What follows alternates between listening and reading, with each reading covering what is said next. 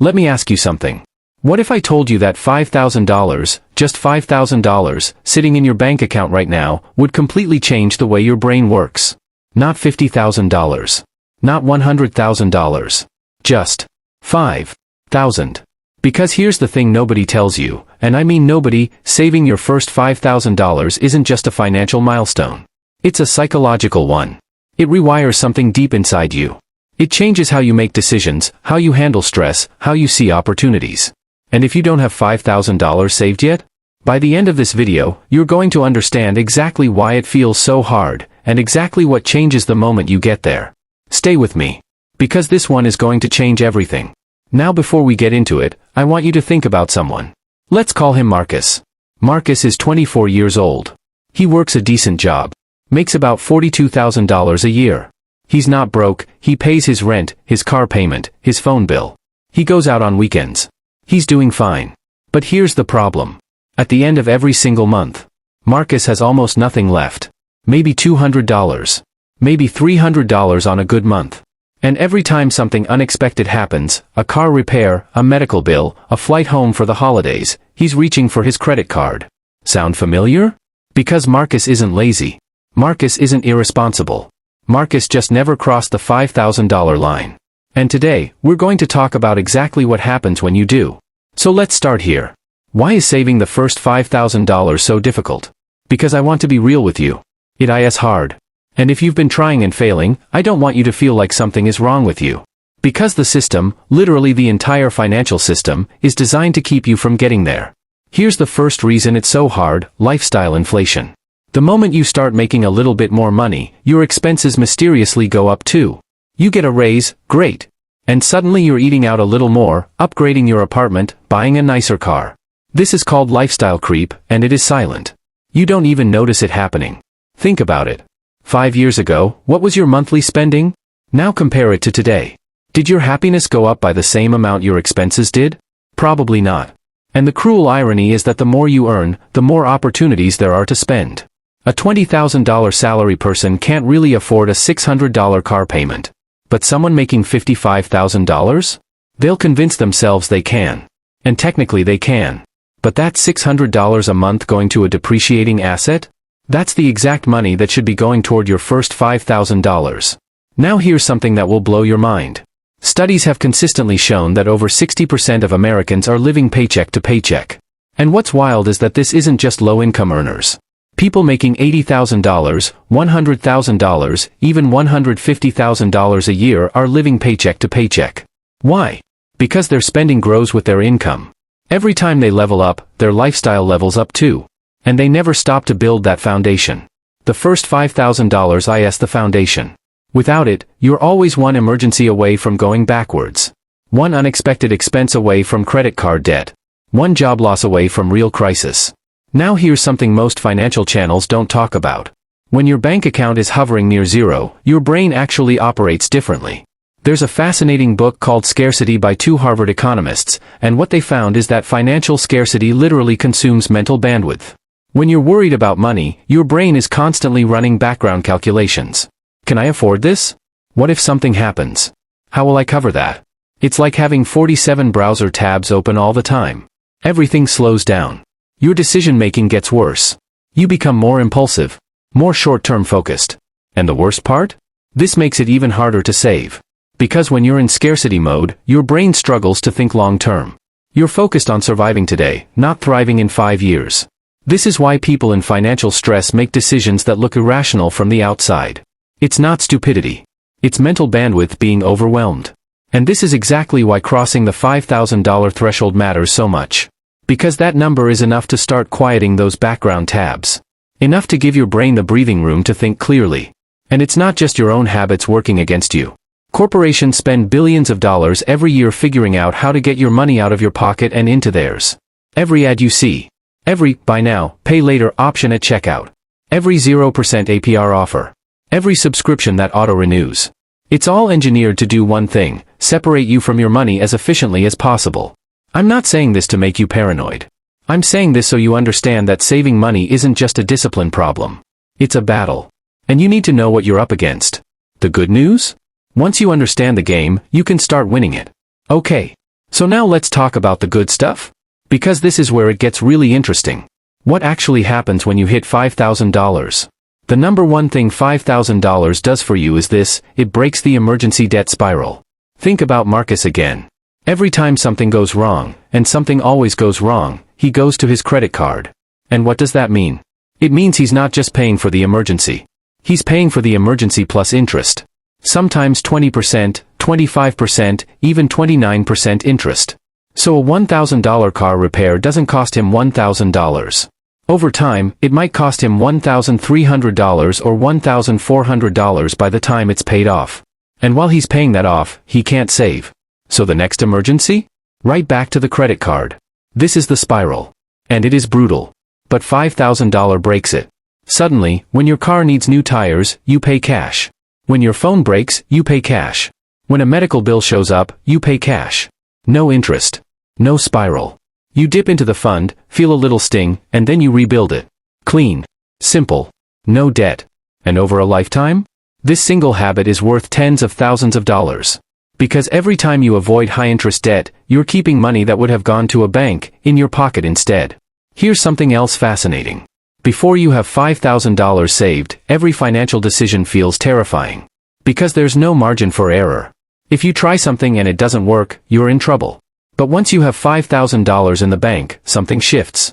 You start to feel like you can take calculated risks. Maybe you finally start that side hustle you've been thinking about. Maybe you invest in a course that could advance your career. Maybe you negotiate harder at your job because you know you have a cushion if things go sideways. This is huge. Because wealth building is fundamentally about taking smart risks. And you can't take smart risks when you're operating from a place of desperation. The $5,000 gives you options. And options are power. Before $5,000, money is something that flows through you. It comes in, it goes out. You never really hold on to it. But once you've built $5,000, once you've watched that number grow over months of intentional saving, you start to see money as something you can accumulate. Something you can control. And this sounds simple, but it is massive. Because the people who build real wealth don't see money as something to be spent. They see it as something to be deployed. Invested. Put to work. That mindset shift? It starts at $5,000. Let's talk numbers for a second. $5,000 in a high-yield savings account at 4.5% interest earns you $225 in a year. Now I know, $225 doesn't sound like much. But here's why it matters. It's the first time money has ever made you money. Not your job. Not your side hustle. Your money making money. And once you feel that? Once you see that deposit hit? Something clicks. Because now you understand, at a gut level, what compound interest actually means. And you start asking, what if it was $10,000? What if it was $50,000? What if I put this in an index fund instead of a savings account? That curiosity is the beginning of wealth building. And it starts with $5,000. And here's one more thing most people completely overlook. Financial stress is one of the leading causes of anxiety, depression, and relationship problems. When people are financially stressed, they sleep worse. They eat worse. They make worse decisions at work. And here's what the research shows: even a modest emergency fund of $5,000 significantly reduces financial anxiety. Not eliminates it, but significantly reduces it. That means better sleep, better relationships, better performance at work, better decision-making across the board. $5,000 isn't just a financial investment. It's an investment in your mental health, your relationships, and your career. Now look, I know some of you are thinking, this all sounds great. But how? How do I actually get to $5,000 when I'm barely making it month to month? I hear you. And I've got you. Because we're about to get into the exact strategy. But first, if you haven't already, hit that subscribe button.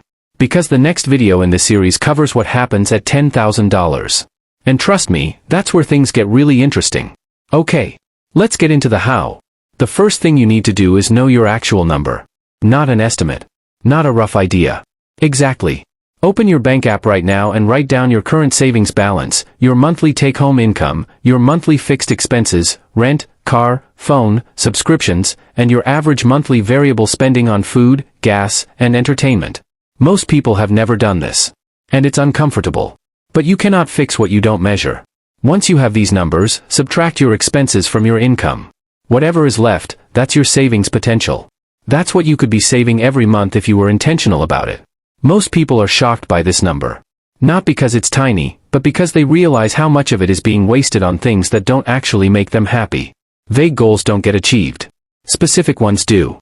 So let's do the math together. If you can save $200 a month, you'll hit $5,000 in 25 months. If you can save $400 a month, you're there in about a year. If you can save $600 a month, maybe through a combination of cutting expenses and adding income, you're there in just over 8 months. Pick your number. Set your date. Write it down. And here's a psychological trick: tell someone. A friend, a partner, a family member. The moment you make your goal public, the pressure to follow through goes up significantly. It's called accountability, and it works. Now here's the most important tactical step I'll give you today. Set up an automatic transfer from your checking account to a separate savings account. Set it to happen the day after your paycheck hits. Not the end of the month, the day after payday. Why? Because if you wait until the end of the month to save whatever is left over, there will never be anything left over. Life will spend it for you. But if you automate it on payday, you never see the money. You adjust your lifestyle around what remains. This is called paying yourself first, and it is the single most powerful savings habit you can develop.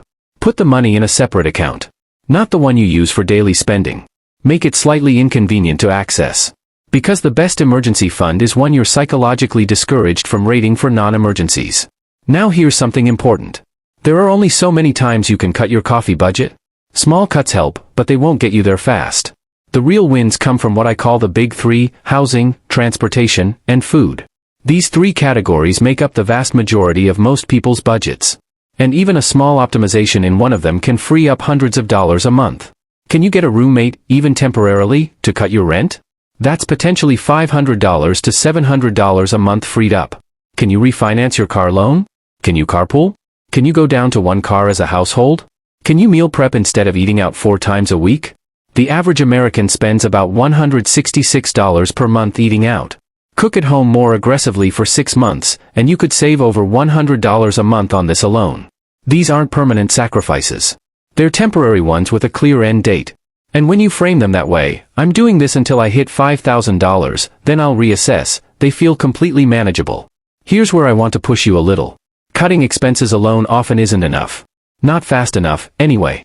The most powerful way to accelerate your path to $5,000 is to make more money. I know. Easier said than done. But hear me out. Right now, it has never been easier to make money on the side. Go through your house. Your closet. Your garage. I promise you have hundreds, maybe thousands, of dollars sitting around in things you don't use. Sell them on Facebook Marketplace, eBay, Depop. I've seen people fund their entire emergency fund just from selling stuff they forgot they owned. DoorDash, Uber, Instacart. Yes, it's not glamorous. But if you do 10 to 15 hours a month, you could add $300 to $500 to your savings. For 6 months. To change your financial life. That is absolutely worth it. Do you write? Design? Edit video? Do social media? Fix things? There is a market for almost every skill on platforms like Fiverr and Upwork. Even 1 or 2 projects a month can make a real difference. The goal is to create a temporary income surge that lets you build the fund faster than your regular income would allow. One more thing, where you keep your $5,000 matters. Don't keep it in a big bank savings account paying basically 0 interest. Put it in a high-yield savings account. Many online banks right now are offering 4% to 5% APY. That means your $5,000 earns you $200 to $250 per year just for sitting there. Your emergency fund should be working for you 24 hours a day, 7 days a week. Even while it's protecting you.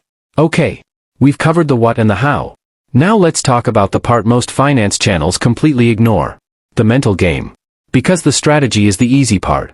The psychology is where people fail. Here's something that happens to almost everyone saving for the first time. They start strong. They automate their savings. They cut some expenses. They're excited. And then month 2 hits. They look at their balance. $400 saved. And they think, it's going to take forever. What's even the point? This is the most dangerous moment. Because this is where most people quit. What you need to do is reframe the goal. Instead of focusing on $5,000 as this faraway mountain, focus on the next $500. Just the next $500. Celebrate when you hit it. Acknowledge the progress.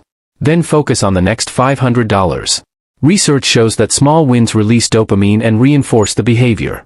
You're literally training your brain to enjoy saving. But only if you stop to acknowledge the milestones. Here's another one I see constantly. Someone has been saving diligently for 3 months. They've been sacrificing. And then they have a bad week. A stressful month. And they think, I've been so good. I deserve a treat. And the treat is $400 shoes. Or a weekend trip on the credit card. Or a new gadget they don't need. When you feel that urge, pause. Give yourself 48 hours. If you still want it after 48 hours and you can genuinely afford it without derailing your goal, fine. But 9 times out of 10? The urge passes. Social media is brutal for this journey. You're working hard, saving $300 a month, living simply, and then you scroll and see your friend in Cancun, or someone from high school posting pictures of their new car. And suddenly your progress feels small. Pointless.